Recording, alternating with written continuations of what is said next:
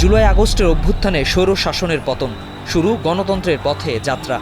আমি মোহাম্মদ ইউনুস। এরপর অধ্যাপক ইউনুসের নেতৃত্বে অন্তর্বর্তী সরকার গঠন, সামনে বিচার সংস্কার ও নির্বাচন, এই ৩ এজেন্ডা।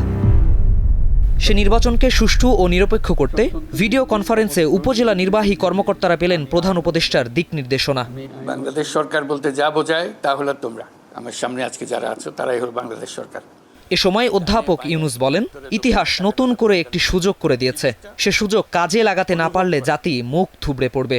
ইতিহাস আমাদেরকে একটা সুযোগ দিয়েছে, অন্য জেনারেশন সেই সুযোগ পাবে না। জাতির ইতিহাসে স্মরণীয় হয়ে থাকবে যে নির্বাচন, এমন নির্বাচনের কথা বলছি। এই কথাটা যেন তোমাদের মনে থাকে, যেটা একটা ঐতিহাসিক দায়িত্ব।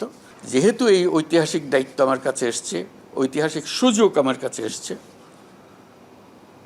আমি এটা এমনভাবে করবো সারা জীবন আমি যেন মনে করি যে I did the right thing.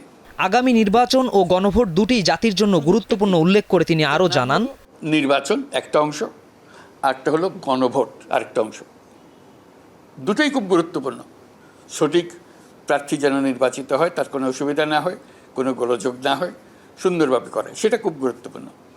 তো আরেকটা গণভোট যেটা, সেটা 5 বছরের জন্য না, এটা 100 বছরের জন্য।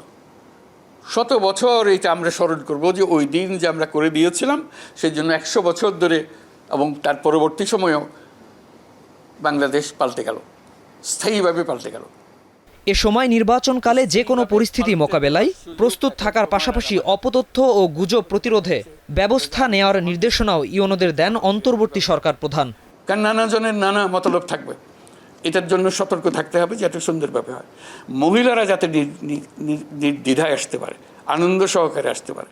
শাহনুর ইসলাম, স্টার নিউজ, ঢাকা।